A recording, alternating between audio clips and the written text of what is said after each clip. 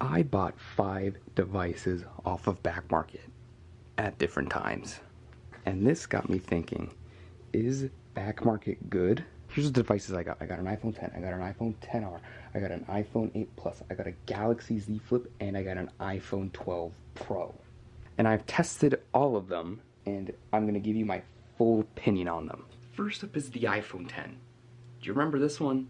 This was from that YouTube short I made about almost 2 years ago. This phone was refurbished by a company called, I don't even know what to call that, WeGoFix?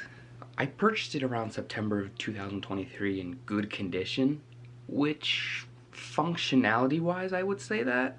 I got this for around 100 bucks. Unboxing it, it came with the device, it came with a charging cable. I can tell that the screen was replaced on it because it looks thicker than usual.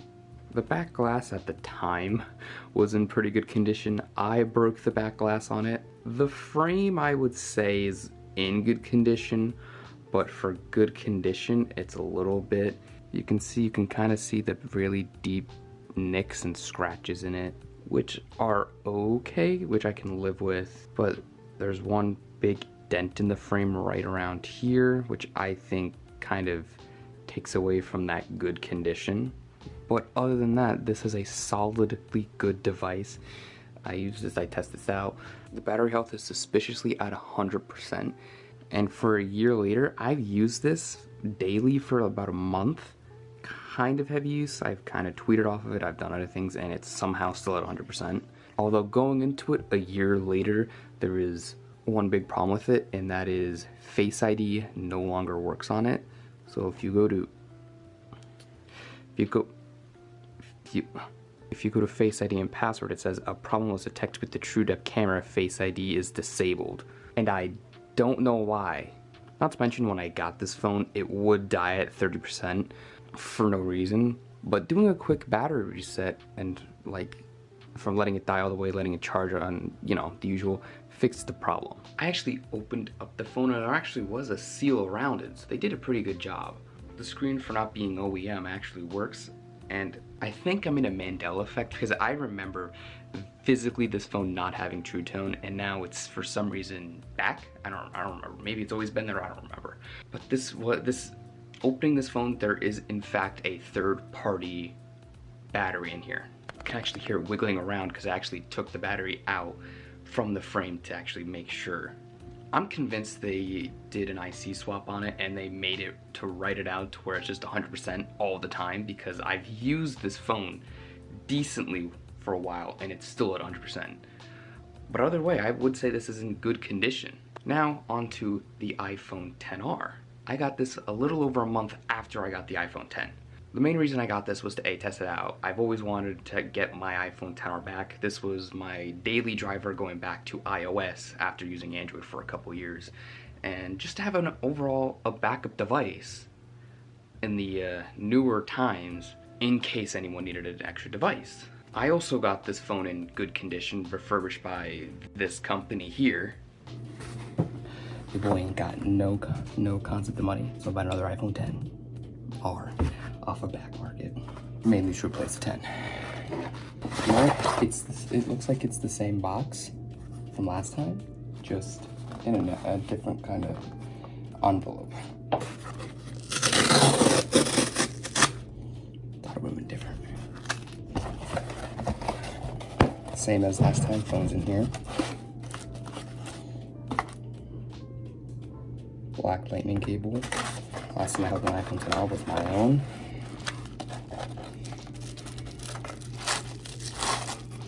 Wow. This is nice. Feels nice to hold the XR again. Forgot how good the product red looked. That's where it wasn't XR? Not that low. This one's in much better condition and just as I expected it to be than the iPhone 10. I mean, it's in much better condition. It looks brand new. And I do not believe this phone's in good condition because it's flawless. I mean, the screen looks OEM. The screen has some scratches on it, but that's it. That's really the only scratches on this device. I can't find a single scratch on the frame of this phone. And if there's any scratches on the frame or the back glass, you can look, they're very faint, and if you do, you have to look at it at an angle. Really, the only noticeable scratches are the ones right here on the camera bump. This one also works as well as expected. The battery health is, I'm convinced, is the original battery in this device. It is sitting at 88%. I think it was at like 89, 90 when I got it. But this one also has a Face ID problem, where also a year later, like 2 days or the day later after the iPhone 10 got its warning, this one also got a warning about Face ID and can't be set up. This one I kind of have an idea of why it doesn't work. In a pitch black room, you can see the light oozing from the side.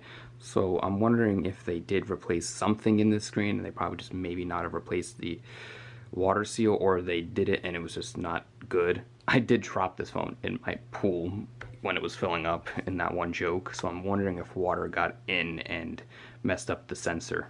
And this is one of the best devices I got off of BackMarket. Now, the iPhone 8 Plus. I got this one for just under $100. Since I got this for under $100, this makes this the cheapest device I got off of BackMarket. This was refurbished by Phone Department, which I got this one in fair condition. And for being in fair condition, I would say it's fair compared to one of the upcoming devices I got. But this one had one major flaw. The frame, for being this, actually looks pretty decent. There's probably like a little bit of nicks like around the screws, and this looks dirty or scratched up, but that's it. The frame looks flawless, the back glass looks flawless, but the big problem with this device was the screen. The screen was replaced, but it was done so badly. After an hour of just using it, it would just not touch anymore. The touchscreen would stop working, and the only way to fix it was to reset the phone. Not only that, the top speaker and the proximity sensor didn't work, and it was really cheap because I did a little bit of tapping like this, and it shattered a little bit. And then after banging it a little bit more, trying to see if I can get it to work, it really broke. This screen is an iFixit screen, and it fixed all my problems. So now if you see, this works, and the top speaker works again. And within the first 3 weeks of owning this, the battery health was at 87, 86. 3 weeks later, dropped down to 84%. But even with the new screen, it still has weird fragments on it. It still does weird stuff. So I don't know if there's a motherboard problem. Maybe I just got a weird screen off if I fix it. Maybe I'm pinching some connectors. I don't know. But all of that, I would say, yeah, this is fair condition. Maybe a little bit more on the gooder condition side. But this does, with all of the screen problems, this makes this the second worst device I got. Next one I got off of there is the Samsung Galaxy Z Flip 3, which I've wanted one of these in my collection. 2 reasons. 1, Android. 2, I've always kind of wanted one of these, and I can't daily drive one of these because Android, and I would break this in a heartbeat.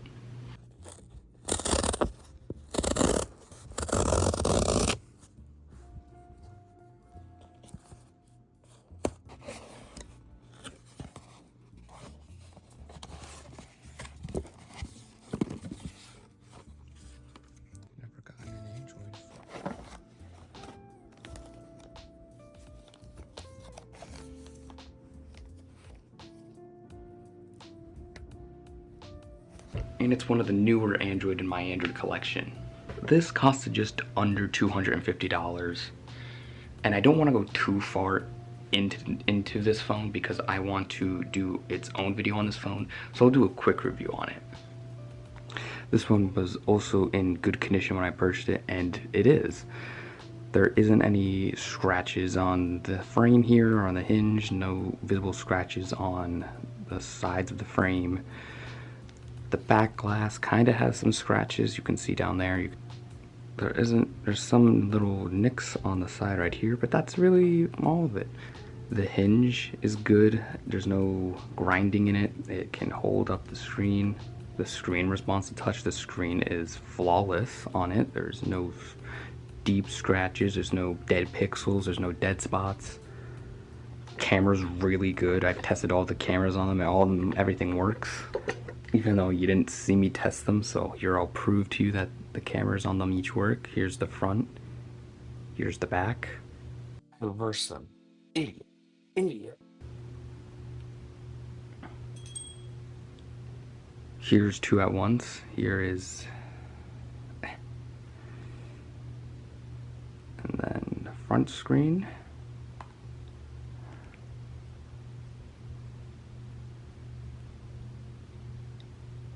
All in all, this is one of the best devices I got off of BackMarket for only $230. Now, on to this one, the iPhone 12 Pro. This one's interesting because it's not in the same quality as I unboxed it. And honestly, this one failed my testing. I got this for $300 at Liberty Tech Group, and there's a reason why I'm saying the name of the company, and I have unboxing footage of it.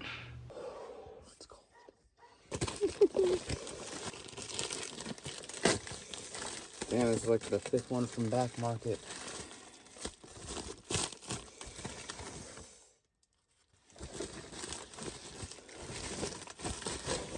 Different box.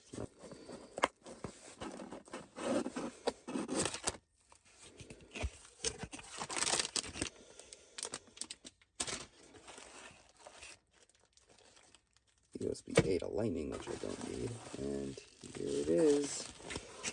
Fifth phone off of BackMarket.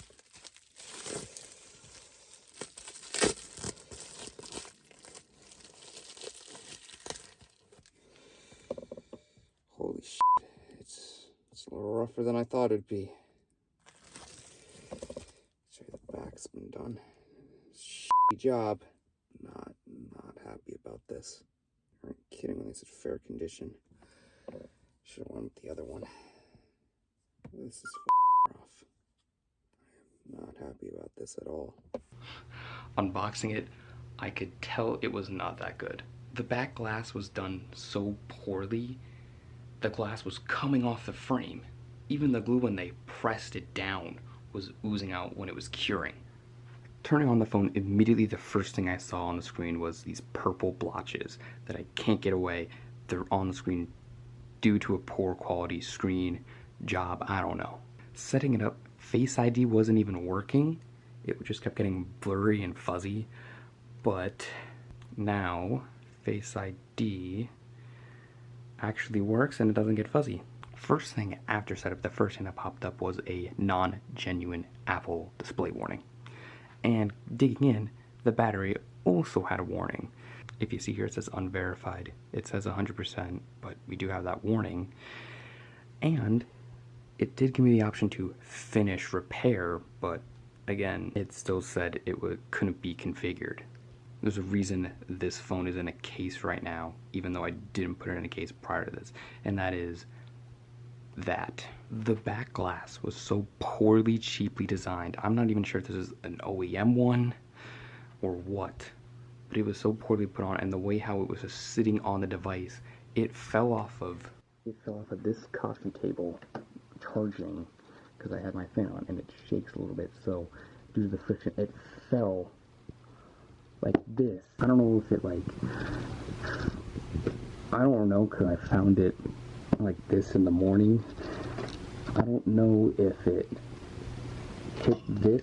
I don't know if it hit this at one point or like hit the bed frame at one point, but I woke up to it being like this with the chunks of the glass on the floor. See where the MagSafe magnets are supposed to be, because testing it out, MagSafe was gone.